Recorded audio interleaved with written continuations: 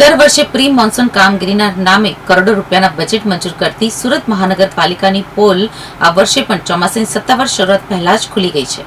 દર વર્ષે pre monsoon કામગીરીના નામે કરોડો રૂપિયાના બજેટ મંજૂર કરતી સુરત મહાનગરપાલિકાની પોલ આ વર્ષે પણ ચોમાસાની સત્તાવાર શરૂઆત પહેલા જ ખુલી ગઈ છે.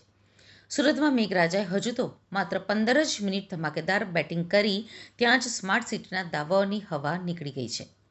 માત્ર સામાન્ય વરસાદી ઝાપટામાં જ શહેરના અનેક નીચાણવાળા વિસ્તારો અને મુખ્ય માર્ગો પાણીમાં તરબોળ થઈ ગયા હતા. ચોમાસું તો હજુ બરોબર બેઠું પણ નથી, ત્યાં જ રસ્તાઓ નદીમાં ફેરવાઈ જતા મનપાની પ્રી મોન્સૂન સફાઈ માત્ર કાગળ ઉપર જ થઈ હોવાનો રોષ જનતામાં જોવા મળી રહ્યો છે. સૌથી ખરાબ પરિસ્થિતિ ઉધના બસ ડેપોથી સચિન હાઈવે તરફ જતા મુખ્ય માર્ગો પર જોવા મળી હતી. આ વ્યસ્ત હાઈવે ઉપર અંદાજે 500 મીટર સુધીનો રોડનો એક આખો સાઈડનો ભાગ ઘૂંટણસમા પાણીમાં ગરકાવ થઈ ગયો હતો. હાઈવે ઉપર નદી જેવા દ્રશ્યો સર્જાવાના કારણે વાહન ચાલકો ભારે મુશ્કેલીમાં મુકાયા હતા.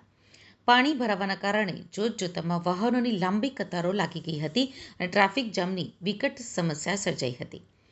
ઓફિસ અને કારખાને જતા હજારો નોકરિયાતો અને શ્રમિકો કલાકો સુધી ટ્રાફિકમાં અટવાઈ પડ્યા હતા.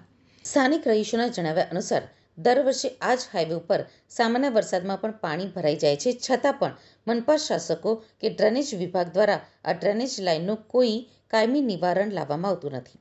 માત્ર 15 મિનિટના વરસાદે જો સુરતના રસ્તાઓની આ હાલત કરી દીધી હોય તો જ્યારે ચોમાસામાં મુશળધાર વરસાદ ખાબકશે ત્યારે ડાયમંડ સિટીની શું હાલત થશે તે વિચારીને જ વાહન ચાલકો અને શહેરીજનો ધ્રુજી ઉઠ્યા છે. વિપક્ષ અને જનતા હવે સોશિયલ મીડિયા ઉપર મનપાની આ આળસુ અને બેદરકાર કામગીરી ઉપર આકરા સવાલો ઉઠાવી રહ્યા છે.